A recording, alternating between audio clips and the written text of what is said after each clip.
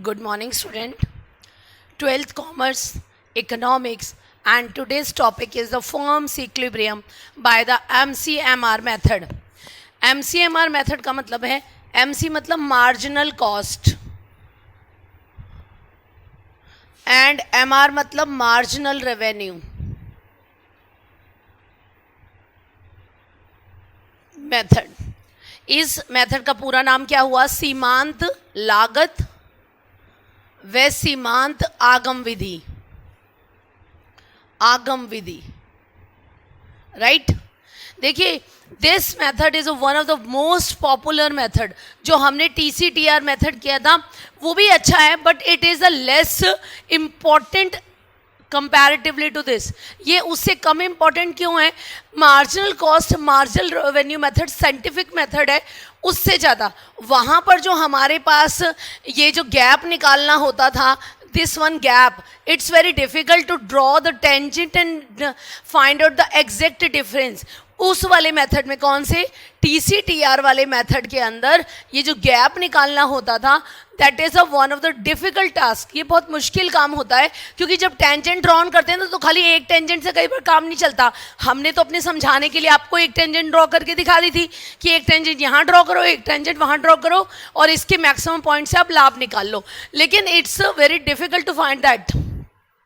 इसकी कमियों को कौन दूर कर रहा है? MCR मेथड का काम कर रहा है. MCMR मेथड के माध्यम से हम उसकी कमियों को भी दूर करते हैं और बहुत इजी वे में लाभों की एग्जैक्ट, मतलब कहते हैं ना कहाँ पर अधिकतम लाभ होगा, क्योंकि हमें ही सीखना है firms equilibrium. Firms equilibrium, firm का संतुलन कहाँ पर अधिक, देखो संतुलन कहाँ पर होगा? जहाँ उसको अधिकतम लाभ प्राप्त होगा, है ना? जहाँ पर जिस पॉइंट पर आकर, जैसे हमने बताया था आपको कि वो पॉइंट ढूंढना होता है, एट विच पॉइंट जहाँ पर प्रॉफिट मैक्सिमम हो रहा है. ठीक है, अब यहाँ पर हम किसके यूज़ करेंगे? क्योंकि मेथड का नाम मार्जिनल कॉस्ट और मार्जिनल रेवेन्यू है, तो हम यहाँ क्या यूज़ करेंगे? सीमांत आगम और सीमांत लागत के कॉन्सेप्ट को यूज़ करेंगे. सॉरी. सबसे पहले अगर मैं डिफ्रेंशिएट करना चाहूँ तो पहले MC को बोलते हैं, फिर MR को बोलते हैं, देन वी गो अहेड. ठीक है ना? MC क्या होता है? Marginal cost. इस सीमांत लागत को अगर मैं समझाना चाहूँगी एक लाइन में तो क्या बोलूँगी? एक अतिरिक्त इकाई का उत्पादन करने पर, एक अतिरिक्त इकाई का यूनिट्स प्रोडक्शन उत्पादन करने पर, the difference in the cost, the difference in the, ये आई है, in the cost is called MC. सीमांत लागत क्या होती है? उत्पादन की एक अतिरिक्त इकाई करने पर लागतों में जो अंतर आता है वो सीमांत लागत है. यही बताया ना आपको, पहले भी आपको MC के बारे में क्लैरिटी दी है कि जब वो प्रोड्यूसर जो होता है एक अतिरिक्त इकाई का उत्पादन करता है तो उससे जो डिफरेंस इन द कॉस्ट, लागतों में जो अंतर आता है वो क्या कहलाता है? MC. Similar story with MR. MR के साथ भी यही है कि वन एक्स्ट्रा यूनिट को सेल करके, for selling the one extra unit, the difference comes in revenue. जो आगमों में अंतर आएगा एक अतिरिक्त इकाई को बेचने से, उसको क्या बोला जाएगा? MR बोला जाएगा, राइट? यानी आपको MC और MR तक जाना है. अच्छा, फिर उसके बाद क्या करना है आपको लाभ देखना है. अच्छा बताइए, अब लाभ की सिचुएशन, यानी when the profit occurs, profit होगा कब? प्रॉफिट की सिचुएशन क्या होनी चाहिए? कि जहां पर MR ज्यादा होगा, किससे? MC से. भाई वही तो क्या होगा? लाभ होगा ना. जब MR सीमांत आगम अधिक है सीमांत लागतों से, एक अतिरिक्त इकाई को बेचकर जो आपकी आय की प्राप्ति हो रही है वो अधिक हो, उसको बनाने की लागतों की अपेक्षा, तो वो क्या हो गया? आपका प्रॉफिट पॉइंट हो गया, प्रॉफिट हो गया, आपका लाभ हो गया. But the question arisen over here कि MR कितना ज्यादा हो, और जब MR ज्यादा हो तो MC की सिचुएशन क्या हो? यानी मार्जिनल कॉस्ट बढ़ती हुई हो, घटती हुई हो, कहां पर होना चाहिए? वो डिसाइडिंग चीज क्या होगी? ठीक, for that use we are taking this method इस, इन सब की लाभ की प्राप्ति करने के लिए, अधिकतम लाभ को जानने के लिए हम क्या कर रहे हैं? हम इस विधि को पढ़ रहे हैं, सीमांत आगम और सीमांत लागत विधि. ठीक, अब यहाँ पर जब हम इस मेथड को मतलब इसका मीन्स जान लेते हैं MCMR का, तो आपको सिचुएशन देखनी है, समझनी है। देखिए, आप MCMR के साथ 3 तरह के फेस क्रिएट कर सकते हो। MCMR, पहला फेस क्या होगा, जब MR ज्यादा होगा किससे, MC से, और MC बढ़ रही होगी, MC इज इंक्रीजिंग। अभी मैं आपको कॉन्सेप्ट पर लेके जा रही हूं, बिजनेस बेस पर लेके जा रही हूं। दूसरी सिचुएशन क्या होगी, जब MC ज्यादा होगा MR से, जब लागतें ज्यादा होंगी आगमों से, तब यहां पर MC इंक्रीज कर रहा है और आउटपुट इज इंक्रीजिंग। आउटपुट की स्ट्रैटेजी क्या होगी प्रोड्यूसर के लिए, वो इंक्रीज करेगा। जहां लागतें अधिक हो जाएंगी वहां पर जो प्रोडक्शन है, आउटपुट है, वो क्या करेगा, डिक्रीज करेगा। Output is decreasing. अभी देखते हैं ये किस तरह से करेगा। And third one situation is MC बराबर MR, जहां पर दोनों इक्वल होंगी, that is the ideal level of production, optimum level of production.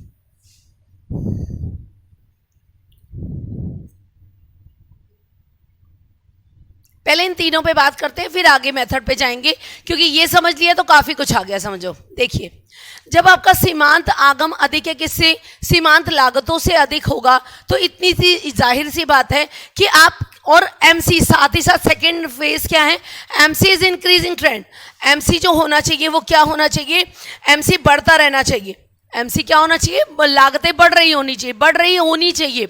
एक सिचुएशन आपके पास ग्राफ में ऐसी आएगी जहां MR ज्यादा होगा MC से, लेकिन साथ ही साथ MC क्या हो रहा है, इंक्रीज कर रहा है। तो वहां पर प्रोड्यूसर क्या करता है, आउटपुट इंक्रीज करने की सोचता है। देखो कैसे, रेवेन्यू ज्यादा है, प्रति इकाई को बेच के आय ज्यादा हो रही है, प्रति इकाई को, उसी प्रति इकाई को बनाकर लागतें हैं कम, आय है ज्यादा। तो इसका मतलब क्या हुआ, उसे लाभों की प्राप्ति हो रही होगी। जब एक उत्पादक को लाभों की प्राप्ति हो रही होगी तो वो क्या चाहेगा, उत्पादन को बढ़ाना चाहेगा कि नहीं चाहेगा, और आपका साथ साथ उत्पादन बढ़ता जाएगा, आउटपुट इज इंक्रीजिंग। उत्पादन जो है आपका, क्योंकि एक अतिरिक्त इकाई को बेचने पर आय ज्यादा हो रही है, तो प्रोड्यूसर कह रहे हैं तो क्यों ना मैं और अतिरिक्त बनाऊं, तो वो क्या करेगा, अपना आउटपुट इंक्रीज करेगा। But while mean same time, क्योंकि इंक्रीज करेगा तो MC भी क्या होगी, सीमांत लागतें भी क्या होंगी, इंक्रीज करेंगी। ठीक, दूसरा पॉइंट, अब उल्टी सिचुएशन ले लो। जो आपकी उल्टी सिचुएशन है वो क्या कहती है कि MC ज्यादा है MR से। ठीक, जब लागतें ज्यादा होती हैं आगमों से, तो आप खुद सोचिए, आप एक अतिरिक्त इकाई को बनाने की लागत आपकी ज्यादा है और आय कम है, यानी आपके खर्चे ज्यादा हैं, आपकी इनकम कम है। आप क्या करोगे, हानि को वहन करोगे, आपको लॉस होगा। And when the company, when the producer occurs the loss, वो डिसाइड क्या करेगा, भैया रोक दो, रोक दो। क्यों भैया, अतिरिक्त बनाने का फायदा ही नहीं है, तो रोक दो, तो मतलब आउटपुट को कम कर दो, जितना पहले से बना रहे हो उससे कम बनाओ, राइट। तो आउटपुट हो गया डिक्रीज। थर्ड सिचुएशन है कि ये सिचुएशन आएगी जहां पर MR और MC दोनों इक्वल होंगे। क्या मुझे आप एक पॉइंट, 1 मिनट के लिए मैं अगर रोक दूं इस वीडियो को और आपको सोचने के लिए कहूं कि MR और MC बराबर किस सिचुएशन में होते हैं ग्राफिकली, जब कोई दो चीज बराबर होती हैं तो उसका मतलब क्या होती है, वो ग्राफिकली वो कैसे रिप्रेजेंट करती हैं, बता सकते हैं आप?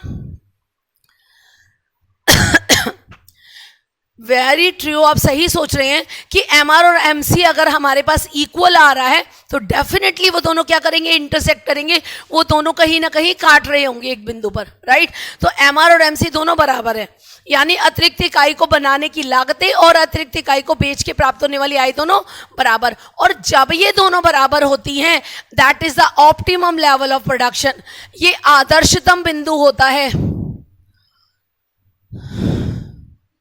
उत्पादन का।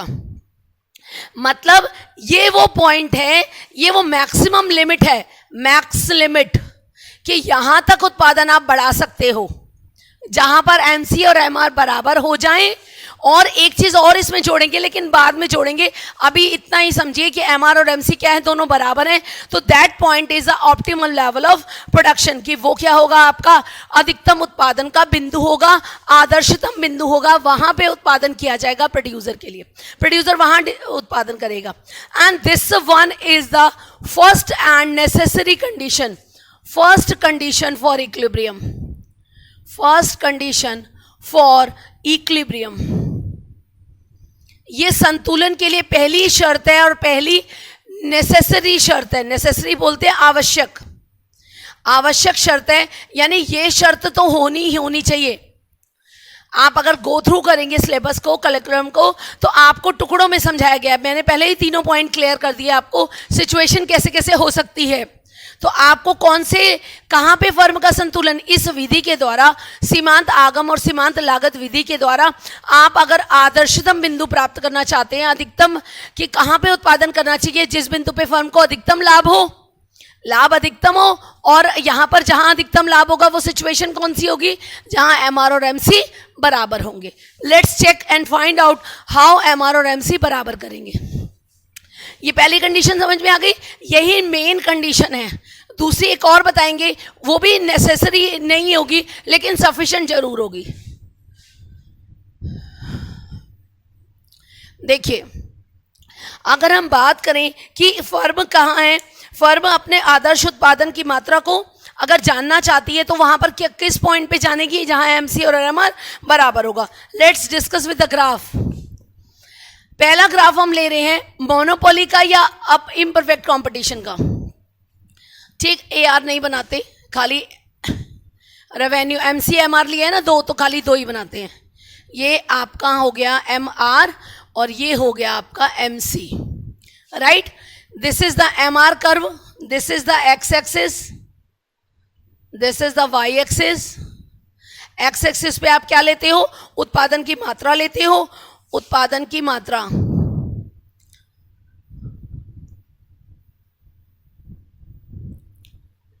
और यहां क्या लोगे आप, यहां पर क्या दिखा रहे हो आप, एमसी और एमआर दो कर्व को दिखा रहे हो, तो यानी मार्जिनल कॉस्ट और मार्जिनल रेवेन्यू लोगे वाई एक्सिस पे।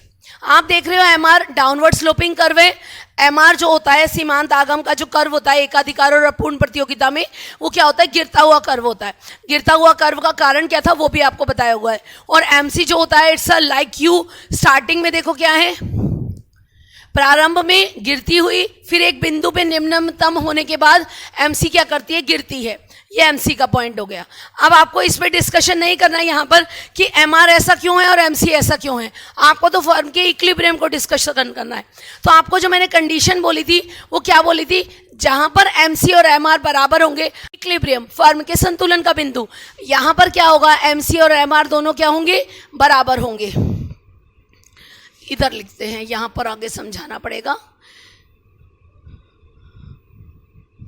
इस पॉइंट पर एमसी और एमआर क्या है, बराबर है। तो इसका मतलब ये क्या हो गया, अगर मैं इस लाइन को नीचे उत्पादन से मिला दूं तो कितना उत्पादन है, ओक्यू उत्पादन जो है वो आपका, ये आपका आदर्शतम ऑप्टिमम लेवल है, ऑप्टिमम लेवल ऑफ प्रोडक्शन है, आदर्शतम अधिकतम उत्पादन है, जहां पर फर्म को अधिकतम लाभों की प्राप्ति होगी।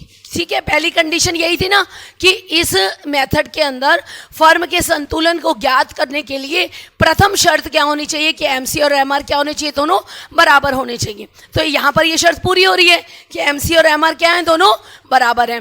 लेट्स सपोज, एक बार के लिए सोच लेते हैं कि हम जो मैंने आपको दो कंडीशन बताई थी कि कभी एमसी ज्यादा है और कभी एमआर ज्यादा है। अब देखो ये वाला फेज देखो, फर्स्ट फेज, ये फर्स्ट फेज है जो आपका, ये देखो इसके अंदर एमआर ये रहा, एमसी नीचे दिख रहा है, दिख रहा है। जहां पर एमआर ज्यादा है फर्स्ट फेज में, एमआर क्या है, ज्यादा है, किससे, एमसी से। एमआर ये रहा, एमसी ये रहा, ठीक है। तो आप क्या कहोगे, मैडम देखो जी प्रॉफिट हो रहा है, राइट जी, प्रॉफिट ही हो रहा है, एमआर जे रहा, एमसी ये रहा, तो यानी ये फेज जो हो गया वो क्या हो गया, प्रॉफिट का फेज हो गया, ठीक। लेकिन चलो मैं कहती हूं एक लेवल डिसाइड कर लेते हैं, ये है ओ एम, ठीक। अब इस ओ एम प्रोडक्शन पर, ओ एम ये दिख रहा है OM। इस OM लेवल ऑफ प्रोडक्शन पे अगर मैं लाभों को ज्ञात करना चाहूं तो कितने लाभ होंगे, रेवेन्यू तक जाना पड़ेगा आपको। यहां ले लो E है, ये F ले लो, ठीक है। At OM level of production, level of at OM level of production आपके रेवेन्यू कितने हैं, रेवेन्यू है आपके FM यहां से यहां तक, भाई रेवेन्यू चार्ट तक ही तो जाओगे और यहां तक ये आपका, क्योंकि ये प्राइस जोन और कॉस्ट जोन यही है, तो ये वाला हो गया। अब कॉस्ट कितनी होगी यहीं पर, अगर मैं EFG बोल दूं इसको तो कॉस्ट कितनी हो जाएगी, तो कॉस्ट हो जाएगी आपकी GM, ये GM। तो आपका प्रॉफिट का फॉर्मूला क्या होता है, प्रॉफिट का फॉर्मूला होता है आपका revenue minus cost, revenue minus cost. तो यानी FM में से GM माइनस कर दो, FM माइनस GM, तो ये आपका क्या आ जाएगा, प्रॉफिट आ जाएगा। प्रॉफिट को किससे बताओगे, FG से। प्रॉफिट को किससे बताया आपने, FG से। बात समझ में आ रही है आपको। आपने तीनों ही कंडीशंस को देख के जस्टिफाई करना है कि भाई पहले जो आपकी MCMR वाली कंडीशन है वही सूटेबल क्यों है, ठीक। आपने देखा OM लेवल ऑफ प्रोडक्शन पे आपको लाभ होना शुरू हो गए, आपको इतना लाभ हो रहा है, तो भाई आप इतने लाभ पे रुक जाओगे, जबकि आपको आगे पता है, आपको आगे पता है कि लाभों के लिए और है गुंजाइश, ये सारी गुंजाइश है आपके पास। क्यों आप OM बना के इतना सही लाभ प्राप्त करोगे, आप OQ बना के इतना पूरा लाभ क्यों नहीं प्राप्त करोगे, बताओ मुझे, करोगे कि नहीं करोगे। Is it clear. तो आपके लिए सबसे जो मेन कंडीशन है, मतलब डिजायरेबल कंडीशन यहीं पे आके रुकेगी, OQ पे। सॉरी, बात समझ में आ रही है ना। तो आपने क्या करना है, जब OM लेवल ऑफ प्रोडक्शन किया तो आपको लाभ इतना हुआ, ठीक। अब इसके बाद आपको दिख रहा है, सिचुएशनली दिख रहा है कि अभी भी रेवेन्यू ज्यादा रहेंगे, और क्योंकि कॉस्ट आपकी क्या है, अब बढ़ना शुरू हो रही है। और पहली ही कंडीशन में मैंने आपको बताया था MR ज्यादा होगा MC से, और MC बढ़ रहा होगा, MC बढ़ रहा है। देखो यहां से आपका जो MC का कर्व है ये क्या है, देखो बढ़ रहा है, बढ़ रहा है ना। तो आपकी फर्स्ट कंडीशन में जहां MR MC से ज्यादा है, प्रॉफिट होना, प्रॉफिट तो है, लेकिन अभी और गुंजाइश है लाभ कमाने की। तो फर्म का उद्देश्य लाभ कमाना नहीं होता, लाभों को अधिकतम करना होता है, मैक्सिमाइज द वेल्थ। तो यहां पर ये जो हो रहा है वो और उत्पादन करने के लिए मोटिवेट होगा, और वो इधर की तरफ जाएगा और अपना उत्पादन बढ़ाता रहेगा, बढ़ाता रहेगा, बढ़ाता रहेगा। कब तक बढ़ाएगा, जहां पर MC और MR बराबर नहीं हो जाते, यानी पूरा का पूरा फायदा ना ले ले वो। जब पूरा का, जहां MC और MR बराबर हो गए, यानी अब बनाने का फायदा नहीं है, इससे पहले का सारा क्या हो जाएगा, आपका प्रॉफिट जोन हो जाएगा ये। इज इट क्लियर नाउ, बात समझ में आ गई। कब तक बनाता रहेगा, जहां पर MC और MR, तभी तो इसी को बोला, ये लाइन खिंच गई, मतलब OQ उत्पादन करना है। 5,000 निकले, 5 लाख निकले, जितने भी इकाइयां निकले, इतना उत्पादन करना है। OM पे उत्पादन करने पर प्रॉफिट की मात्रा थोड़ी कम रहेगी, ये वाला हिस्सा रहेगा प्रॉफिट का, ये वाला सारा, ठीक है ना। अब और गुंजाइश है तो पूरा लेना, हम खाली OM पर क्यों रुके, हम पूरा लेंगे लाभ। तो यहां पर ये सिचुएशन होगी। तो तब तक उत्पादन बढ़ाता जाएगा जब तक कि MC और MR बराबर नहीं हो जाता, यानी आ गए ना वहीं पर ही आप पहली शर्त पर। चलो अब दूसरा ले लो। दूसरी जो सेकेंड फेज था आपका, सेकेंड फेज अगर इसको बोले तो थर्ड बोल देना, बाकी ये मेन तो है ही है। सेकेंड फेज हम इसी को ले रहे हैं। आपका सेकेंड फेज के अंदर आप क्या था, कॉस्ट ज्यादा था रेवेन्यू से, कॉस्ट ज्यादा था रेवेन्यू से। देखिए जब किसी अतिरिक्त इकाई को बनाने पर लागतें ज्यादा हो आगमों से, तो आपका डिसीजन क्या होगा, भैया कोई फायदा नहीं है उत्पादन करने का, है ना।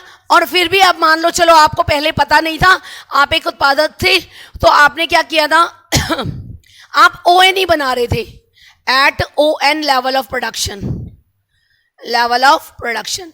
आप ON उत्पादन के बिंदु पर आपकी क्या है, कॉस्ट ज्यादा है रेवेन्यू से, तो आपकी कॉस्ट कितनी हो गई, मान लो इसको TN लिख लो, कॉस्ट हो गई आपकी TN, ठीक। और आपको इसको लिख लो, ये जो आपका रेवेन्यू है वो कितना है, ZN, रेवेन्यू है आपका ZN। तो आपको लॉस ही तो होगा, जब आपकी कॉस्ट ज्यादा होगी रेवेन्यू से तो आपको क्या होगा, लॉस होगा। और अगर आपको लॉस हो रहा है तो कितना लॉस हो रहा है, आपको माइनस कर दो, कॉस्ट माइनस रेवेन्यू। तो कॉस्ट कितनी है आपकी TN, रेवेन्यू कितना है ZN, तो देखो ये रहा TN, ये रहा पूरा TN, ये रहा ZN, यानी ये पूरा का पूरा क्या है, लॉस है। तो आपका TZ क्या हो जाएगा, लॉस हो जाएगा। हो गया लॉस ये आपको। अब क्या करें, लॉस तो नहीं वहन कर सकते, तो लॉस अगर आप वहन कर क्यों करेगा कोई, एक तो उत्पादन करे और अपनी ही गलतियों से वो लॉस कमाए। कोई बाहरी आवरण तो नहीं आ रहा ना, बाहरी फैक्टर तो नहीं आ रहा आपको लॉस करवाने के लिए। आपने खुद ही उत्पादन ज्यादा करने का डिसीजन ले लिया, उत्पादन के ON बिंदु को चुना जहां पे लागतें ज्यादा हैं और आगम बहुत कम है, तो लॉस हो रहा है आपको, आपकी वजह से हो रहा है। तो आप यानी प्रोड्यूसर क्या करेगा, इस लॉस को खत्म करने के लिए अपने उत्पादन को क्या करेगा, कम करेगा।